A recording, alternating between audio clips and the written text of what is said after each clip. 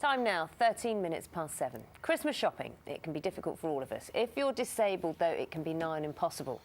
A new survey of 30,000 businesses on the high street has found that a fifth of shops don't provide access for wheelchair users. 40% of restaurants don't have a disabled toilet. Let's talk to Dr. Gregory Burke from Disabled Go, carried out that research. Morning to you. Now, if we pick through one or two of those statistics, restaurants spring to mind immediately. That's almost half of restaurants that don't have facilities. Yes. Well, if you can imagine going to a restaurant and not being able to use the lavatory, it inhibits your whole enjoyment of the evening. What's so difficult for many disabled people is that restaurants and high street retailers are not communicating what their access is. It's so difficult to find information so that you can make an informed choice. And consumers today are demanding, they want information at their fingertips 24/7, and we just can't find out which venues are accessible to our own individual requirements. By them showing what they offer, does that not imply that they don't have to offer something or facilities? I thought it was law that they had to have provision for disabled people. They do. There's a sliding scale depending on the turnover of a business as to what level of provision they should provide. But to say that they don't have something is not an excuse for them, but it's far better for disabled people to know what facilities are available to their own specific requirements in advance and finding out when they're desperate to go to the toilet at the time. I can imagine in terms of trying to get people to do the right thing, there are probably legal measures, there are obligations we mentioned a moment ago. Something like a big department store.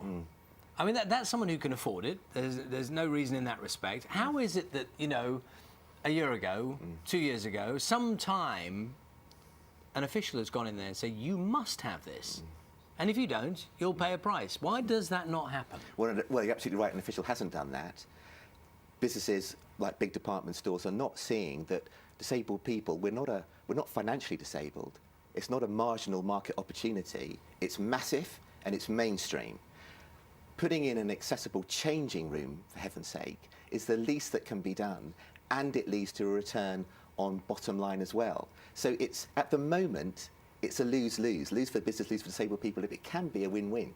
Who should be going in then to say, you need to do something? Who's not going in? Who's not doing their job to enforce that these laws, that these obligations are met? Well, there's no national inspectorate, there's no local inspectorate. But in many cases, it's depressing to think that one requires statute and enforcement to make these changes happen, when businesses should be seeing the enormous commercial opportunities. And this is an occasion where doing the right thing commercially and the right thing morally are hand in hand. And just a thought, I mean, you mentioned it right at the beginning, it's a Saturday. A lot of people across the board are going out shopping, they're Christmas shopping, aren't they, this weekend? The impact for disabled people of the thought process that places might be very difficult for them is what? Well, one of the consequences is it pushes disabled people online, and there are problems about online accessibility as well.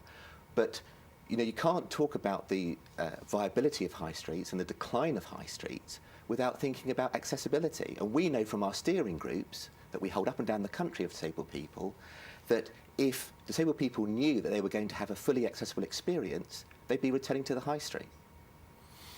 Thank you very much for your time. Gregory, thank you.